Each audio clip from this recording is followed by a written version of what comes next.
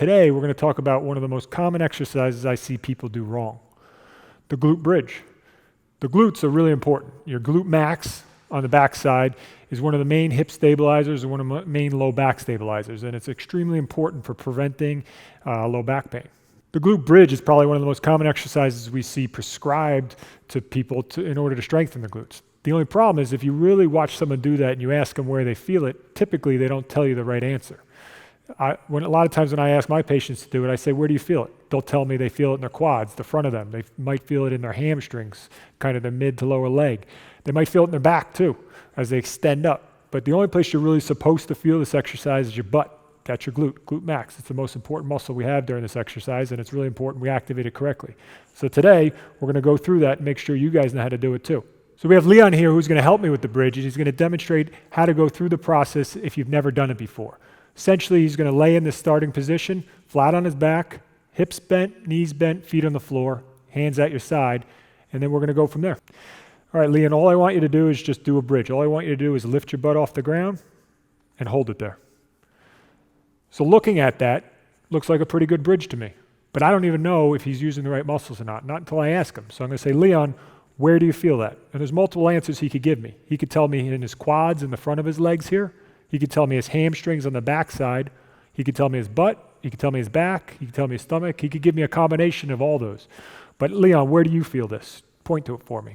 Feels it in his quads. That's probably one of the most common areas we see people feel this exercise, and we consider those people quad dominant, which is not a good strategy.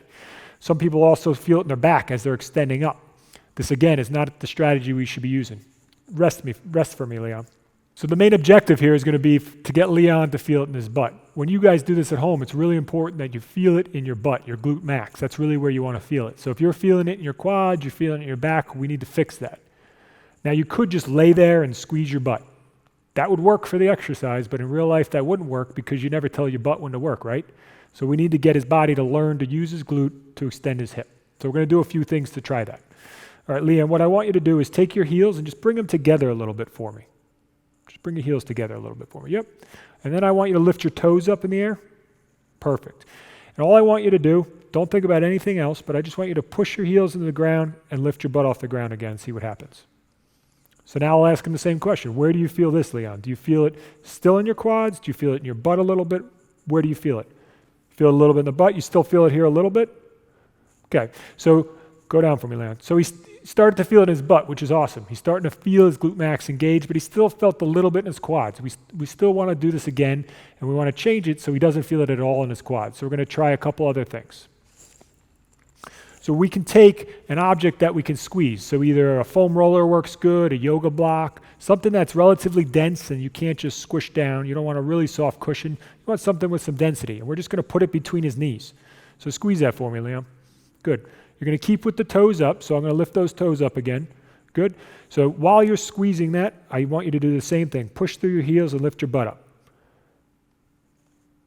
Perfect. Now we're going to ask him, where do you feel this, Leon? Is it better or worse than the last time? And better means you feel more glute and less quads.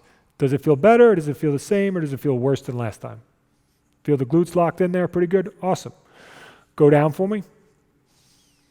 And we're going to try a third variation on this. So there's one other way we're going to try it, and we're going to see which one's the best out of all of them. So I'm going to put my hands on the outside of Leon's legs here, and I'm going to ask him just to spread his legs apart against my hands. So I want you to push and don't let me close your legs.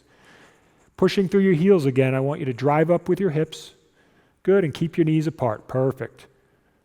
All right, now I'm going to ask him the same question. Does this one feel better or not? And if better means more glute. Do you feel more in your glutes this time? Perfect. Rest down for me, Leon. So instead of having someone push your legs out, which you're probably not going to have at home, you can add something around your legs. You can either use a really high resistance band. You could actually put a belt around your knees. You could even put a piece of rope. I don't care. Anything that you can push your legs out against and activate your glutes, you can use to do that version of the exercise. Now that we've done all three versions of the exercise, we want to see which one was better. And remember, better means more glutes or more feeling in the butt and less everywhere else. So if you felt better, you felt more glute when you were squeezing the roller or squeezing the object, then you start with that one.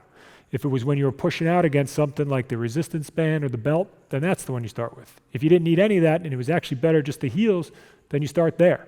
And then we'll progress from there and make it harder as we go along. So now that we've figured out what the best version of the bridge is for you, we need to figure out how long to hold it and how many times to do it. So we're going to start out pretty basic. We're going to start out with a 10-second hold, and we're going to do that as many times as possible, with the maximum being 10. But if you get to your third, fourth, sixth rep, whatever it is, and all of a sudden your glute or your butt stops doing its job and your quads help or your back help, you're done. The next time you do the exercise, you try to get one more. You only do good reps where you feel your glute. That's really important.